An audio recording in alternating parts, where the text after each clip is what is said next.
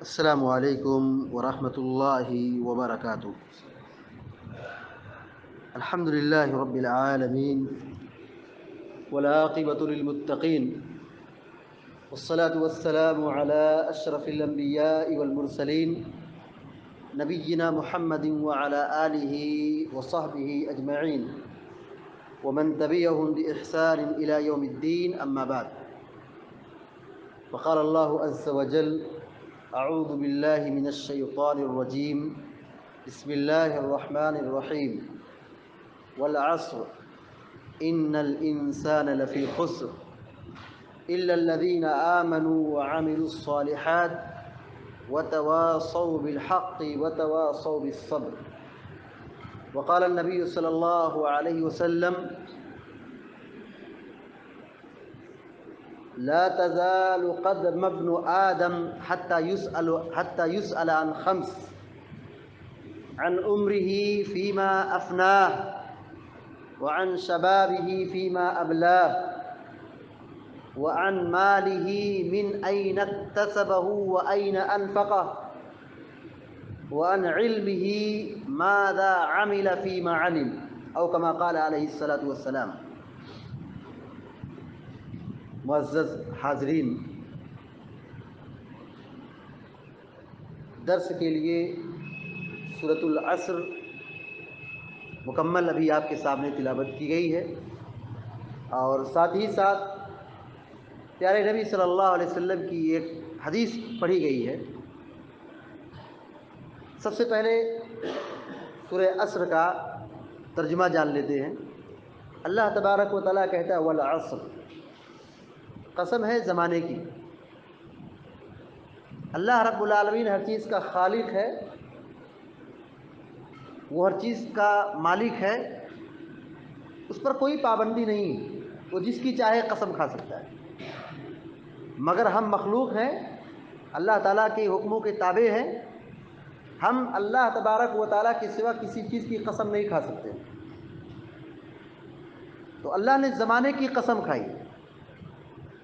اس سے زمانے کی اہمیت، وقت کی اہمیت کا پتہ چلتا ہے کہ وقت کا کیا مقام ہے، زندگی کی کیا قیمت ہے۔ اللہ رب العالمین قسم کے بعد جو بات بتلائی ہے، ان الانسان لفی خسر، یقیناً سارے انسان خسارے میں، سارے انسان گھاٹے میں۔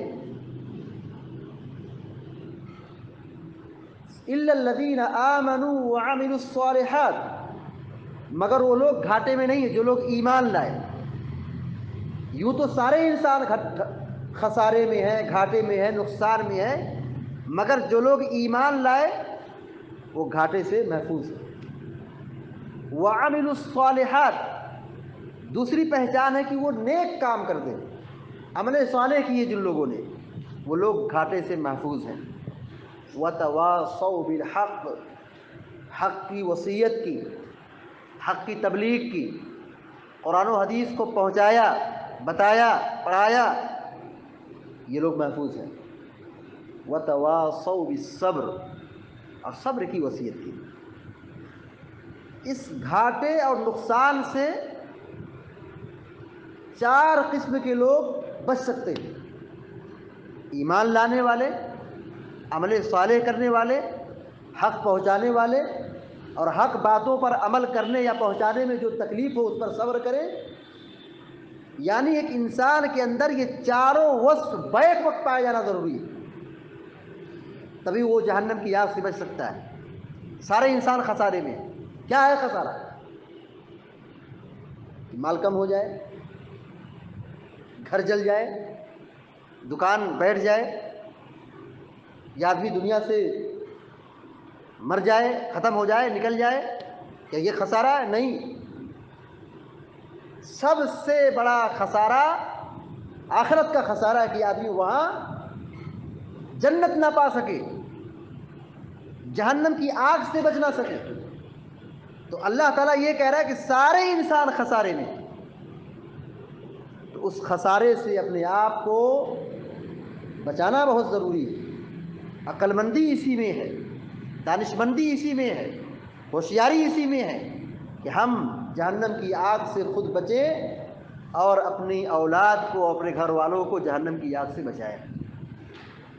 تو ایمان اور عمل صالح، نیک کام کرنا، اچھا کام کرنا، یہ ہماری زندگی کا مقصد ہے۔ ہم دنیا میں کیوں آئے ہیں؟ دنیا میں آنے کا مقصد کیا ہے؟ اللہ تبارک و تعالیٰ کی بندگی، اللہ رب العالمین کی عبادت۔ اور اللہ رب العالمین کی بندگی صرف نماز نہیں کہ آدمی نماز پڑھ رہا ہے، نماز کی پابندی کر رہا ہے، یہی عبادت نہیں ہے، بہت ساری عبادت کی تفصیلات ہیں۔ اپنے ماں باپ کے ساتھ اچھا سلوک کرنا یہ اچھا عمل ہے، بال بچوں کی تربیت کرنا یہ اچھا عمل ہے، پڑوسیوں کے ساتھ اچھا سلوک کرنا یہ نیک عمل ہے، حلال کمانا یہ اچھا عمل ہے، حلال جگہ پہ خرچ کرنا یہ اچھا عمل ہے، مال کی حفاظت کرنا اور اس کا حق ادا کرنا یہ اچھا عمل ہے، حج کرنا اچھا عمل ہے، زکوٰۃ دینا اچھا عمل ہے، روزہ رکھنا اچھا عمل ہے، حج اور عمرہ کرنا اچھا عمل ہے۔ صرف نماز پڑھ لینا یہی صرف نیکی نہیں ہے، نیکی کی بڑی شاخ ہے، ایمان کی بڑی شاخ ہے۔ تو اللہ رب العالمین نے کہا جو لوگ اچھا عمل کیے، وہاں وَعَمِلُوا الصَّالِحَاتِ یہ جمع ہے جس میں تمام قسم کی نیکیاں سمو دی گئی ہیں، یعنی انسان کو ہر کام کرنا ہے، ساری اچھائیوں کو انجام دینا ہے۔ اللہ رب العالمین نے یہاں قسم کھا کر کے یہی تاکید کے ساتھ بتایا ہے کہ سارے انسان خسارے میں ہیں، سارے انسان گھاٹے میں ہیں، اس خسارے سے ہم اپنے آپ کو بچا لیں، یہ ہمارے ایمان کی مضبوطی کی نشانی ہوگی، یہ ہوشیاری کی نشانی ہوگی۔ لیکن اگر ہم اس دنیا میں رہ کر کے صرف دنیا حاصل کرنے کے چکر میں پڑ گئے، صبح ہو رہی ہے مال کی فکر ہے، شام ہو رہی ہے دکان کی فکر ہے، صبح سے لے کے شام تک، دن سے لے کے رات تک زندگی بھر بس مال مال مال لے کے ڈوبا ہوا ہے۔ انسان سوچے کیا لے کے جائے گا؟ تو اللہ کے نبی صلی اللہ علیہ وسلم کی حدیث ہمیں اور آپ کو یہ نصیحت کرتی ہے کہ قیامت کے دن ہر انسان سے 5 سوال ہوگا، یعنی اس حدیث میں جو بیان کیا ایسا نہیں کہ صرف 5 ہی سوال ہوگا۔ لا تزول قدم ابن آدم حتی یسأل عن 5، اللہ رب العالمین کے دربار میں بندے کو اٹھایا جائے گا جب تک اس سے 5 سوال پوچھ نہ لیا جائے، اور بندہ 5 سوال کا جواب نہ دے دے، اس کا پیر ہل نہیں سکتا ہے، ٹل نہیں سکتا ہے، واپس جا نہیں سکتا ہے۔ 5 سوال پوچھا جائے گا، سوال ہونا ہے، کیا ہم تیار ہیں اس کا جواب دینے کے لیے؟ کیا ہمارے پاس وہ اعمال کی کوالٹی ہے، نیکی کی وہ کوالٹی ہے جو ہم کو ان سوال کے جواب کو انجام تک پہنچانے میں مدد کرے؟ اللہ رب العالمین، اللہ کے نبی صلی اللہ علیہ وسلم نے سوال بتا دیا ہے، وہ سوال ہم جانتے ہیں، سارے لوگ جانتے ہیں، لیکن کیا ہم ان سوالات کی تیاری کر رہے ہیں؟ کیا اس خسارے سے اپنے آپ کو بچانے کی کوشش کر رہے ہیں؟ میجورٹی یہی ہے، سماج کی اکثریت یہی ہے کہ سب لوگ دھوکے میں ہیں۔ کچھ حد تک لوگ نماز تو پڑھ لیتے ہیں، نماز تو ادا ہو رہی ہے، لیکن نماز کے بعد کی جو زندگی ہے، مسجد سے نکلنے کے بعد جو زندگی ہے، ان امور میں ہمارے یہاں بڑی کوتاہی اور بڑی کمی ہے۔ کہنے کو تو یہ نمازی ہے، کہنے کو یہ تو تہجد گزار ہے، کہنے کو تو صف اول کے نمازی ہے، امام کے پیچھے بالکل کھڑے ہوتے ہیں، ان کی ایک رکعت میں کبھی آمین مس نہیں ہوتی ہے، لیکن حقوق العباد کی بات کی جائے، پڑوسیوں کے حقوق کی بات کی جائے، رشتہ داروں کے حقوق کی بات کی جائے، اخلاق کی بات کی جائے، کردار کی بات کی جائے، تو انتہائی شرم کی بات ہے، افسوس کی بات ہے۔ کہنے کو تو ہم مسلمان ہیں، لیکن اخلاق بتاتا ہے کہ یہ ہمارا اخلاق اسلام کے مطابق نہیں۔ بد کلامی، بد زبانی، سختی، نفرت، تکبر، غرور، حسد، کینہ، کپٹ، جلن، نفرت، عداوت، دشمنی، اختلاف، انتشار، کوئی ایسی بد اخلاقی نہیں جو ہمارے سماج میں پائی نہ جاتی ہے۔ کوئی ایسی بد اخلاقی اور بدتمیزی باقی نہیں بچی آج سماج میں. گھر گھر بالکل رس چکی ہے، بس چکی ہے. اس کو اکھاڑ پکھاڑنے کی، پھینکنے کی ضرورت ہے، دفن کرنے کی ضرورت ہے. قیامت کے دن جو سوال ہوگا، پیارے نبی صلی اللہ علیہ وسلم کہتے ہیں ان عمرہ فیما افنا، اس کی زندگی کے بارے میں پوچھا جائے گا کہاں اس نے زندگی گزاری. اس کی عمر کے بارے میں پوچھا جائے گا اس نے اپنی جوانی، اپنی عمر کہاں پہ لگائی. بلوغت سے لے کر کے موت تک اس کی زندگی کیسی گزری. المیہ کیا ہے؟ جوانی گزر گئی، ادھیڑ عمر گزر گئی، اور جب پیٹ میں ہاتھ نہیں، منہ میں دانت نہیں، اب وہ چوری نہیں کر سکتا ہے، دیوار پھلاڑ نہیں سکتا ہے، دھوکہ نہیں دے سکتا ہے، تو بہرحال مسجد کو آباد کر لیتا ہے. اللہ تعالیٰ بہت مہربان ہے، معاف کرنے والا ہے. لیکن پوری زندگی کے بارے میں اللہ تعالیٰ پوچھے گا. وَأَنْ شَبَابِهِ فِيمَا أَبْلَاهُ، دوسرا سوال ہوگا جوانی کے بارے میں کہ تم نے جوانی کہاں پہ گزاری، کیسی گزاری جوانی. زندگی کا حصہ ہے جوانی، لیکن اللہ تبارک و تعالیٰ دو سوال کرے گا. ایک تو زندگی کے بارے میں اور ایک جوانی کے بارے میں. دونوں زندگی ہے، دونوں وقت ہے، دونوں ایک ہی چیز ہے. لیکن اس زندگی میں جوانی ایک اہم رول ادا کرتی ہے، سنبھالنے میں، سنوارنے میں، بنانے میں. تو اللہ تبارک و تعالیٰ جوانی کے بارے میں پوچھے گا. ہمارے نوجوانوں کی ذمہ داری ہے کہ اپنی جوانی کی حفاظت کریں، پاک دامن بنے، با اخلاق بنے، بد اخلاقی سے بچیں، اخلاقی برائیوں سے بد اخلاقی سے بچیں، اور جو سماجی برائیاں ہیں، اخلاقی برائیاں ہیں، ان سے اپنے دامن کو پاک رکھیں. اور یہ موت کا فرشتہ کبھی بھی آ سکتا ہے. یہ زندگی کی گاڑی کہیں بھی پلٹ سکتی ہے، کبھی بھی دنیا سے ٹپک سکتے ہیں. ہم یہ نہ سوچیں کہ ابھی زندگی بڑی طویل ہے، بڑھاپا آئے گا جب لاٹھی پکڑیں گے، بے سہارا ہوں گے، بستر پر ہوں گے تبھی موت آئے گی. یہ بھول جائیں. کتنے ایسے بچے ہیں جو ماں کے پیٹ میں مر جاتے، کتنے ایسے ہیں جو ماں کے پیٹ سے نکلتے فوراً مر جاتے، دودھ پیتے بچے مر جاتے، بچپنے میں مر جاتے، جوانی سے پہلے مر جاتے، جوانی کی عمر میں داخل ہوئے وفات ہو گئی. کتنے نوجوان ہیں جو شادی سے پہلے وفات پا چکے، کتنے لوگ ہیں. ہر روز ہم یہ قصہ، یہ کہانی، یہ حادثہ یہ ہم پڑھ رہے ہیں، دیکھ رہے ہیں. عبرت کی ضرورت ہے. یہ زندگی برف کی طرف پگھل رہی ہے. ہر روز ہم اپنی موت کے اور قبر کے قریب ہوتے جا رہے ہیں. یا ایھا الذین آمنوا قوا انفسکم واہلکم نارا، اے اہل ایمان، اے مسلمانوں، اپنے آپ کو اور اپنی اولاد کو، اپنے گھر والوں کو جہنم کی آگ سے بچاؤ. تو جوانی کے بارے میں پوچھے گا، زندگی کے بارے میں پوچھے گا. تو وقت کی حفاظت ہم کریں، اپنی زندگی کی حفاظت کریں اور وقت کی قدر کریں. واللہ یہ 60 سالہ زندگی یہ بہت تھوڑی ہے. اس جنت کو حاصل کرنے کے لیے یہ 60 سالہ زندگی بہت مختصر ہے. اللہ نے جو جنت تیار کر رکھی ہے، اس جنت کو پانے کے لیے یہ 60 سالہ زندگی بہت مختصر ہے. اس جنت کو پانے کے لیے ہم جتنا کھپائیں اپنے آپ کو، جتنا تھکائیں اپنے آپ کو، جتنا اس کو حاصل کرنے کے لیے قربانی دے سکیں، آگے بڑھتے رہیں، سبقت کرتے رہیں. وفی ذلک فلیتنافس المتنافسون. جنت ایسی چیز ہی ہے، اس کو حاصل کرنے کے لیے ہم ایک دوسرے سے سبقت کریں، کمپٹیشن کریں، آگے بڑھیں، سبقت کریں. ہمارے اسلاف نے اس جنت کو حاصل کرنے کے لیے خون پسینہ بہایا ہے، جانوں کی قربانی دی ہے، مال کی قربانی دی ہے، وقت کی قربانی دی ہے، ہر طرح کی قربانی دی ہے اس جنت کو حاصل کرنے کے لیے. تو یہ ہماری 60 سالہ زندگی یہ بہت مختصر ہے. ہم جتنا قربانی دے لیں اس جنت کو حاصل کرنے کے لیے یہ بہت معمولی ہے. تو تیسرا سوال یہ ہوگا وَعَنْ مَالِهِ مِنْ أَيْنَ اكْتَسَبَهُ، مال کہاں سے کمایا. زندگی کی ضرورت ہے مال، بغیر مال کی زندگی نہیں چل سکتی. کم ہو لیکن مال ہونا ضروری ہے، زیادہ ہو جائے بہتر. ایک بات یاد رہے، یہ ہمارے اسلام کا حصہ نہیں کہ مطلب کہ ہم غریب رہیں، غریب سوچ رکھیں، یہ اچھی بات نہیں. اسلام کا مزاج یہ ہے کہ مالدار بنو، مالدار بنو، مضبوط بنو. مال کی بڑی قیمت ہے، مال کی بڑی اہمیت ہے.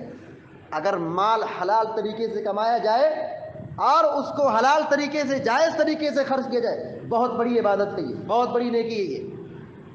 مال ہوگا تو ہم کتنی نیکی کر سکتے ہیں، کتنی بڑی عبادت انجام دے سکتے ہیں. مسجد بنانا، مدرسہ بنانا کتنی بڑی نیکی ہے. حج کرنا، عمرہ کرنا کتنی بڑی نیکی ہے. زکوٰۃ دینا، صدقہ دینا کتنی بڑی نیکی ہے. یہ سب چیزیں مال سے پورا ہوگا. قربانی کرنا، جانور ذبح کرنا، یہ مال ہوگا تب کریں گے. تو اسلام کا مزاج یہ ہے کہ بزنس کرو، تجارت کرو، کاروبار کرو، مالی اعتبار سے مضبوط بنو. اسلام کبھی نہیں کہتا غریب بنو. ہاں، اللہ تبارک و تعالیٰ کی جو تقدیر ہے، جو مقدر ہے، وہ اپنی جگہ مسلم ہے. اللہ نے غریب کسی کو نہیں پیدا کیا ہے. آدمی محنت کرے، مزدوری کرے، کمائے، بزنس کرے، تجارت کرے، مالدار بنے، یہ مضبوطی ہونی چاہیے. تو قیامت میں اس مال کے بارے میں پوچھا جائے گا کہ مال کہاں سے کمایا، حلال کمایا، حرام کمایا، یہ پوچھا جائے گا. وَأَيْنَ أَنفَقَ وَفِيمَا أَنفَقَ، کہ مال کہاں پہ خرچ کیا. عام طور پر ہوتا یہ ہے کہ سماج میں بہت سارے لوگ ہیں جو ایک ایک پیسہ حلال کمانے کی کوشش کرتے ہیں. بہت سارے سوالات آتے ہیں کہ یہ کرے تو کیا حلال ہے، کیا جائز ہے، کیا ناجائز ہے.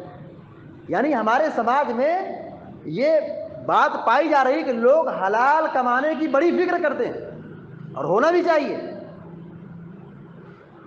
حلال طریقے سے مال تو کما لیتے ہیں بھائی. بہت سارے لوگ حرام کماتے ہیں، اس کی بات میں نہیں کر رہا.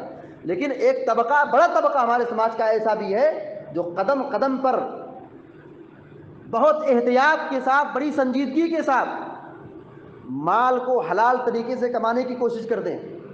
مال ہم نے تو حلال طریقے سے کما لیا، اس حد تک ہم کامیاب ہو گئے کہ ہماری کمائی، ہماری آمدنی حلال ہے.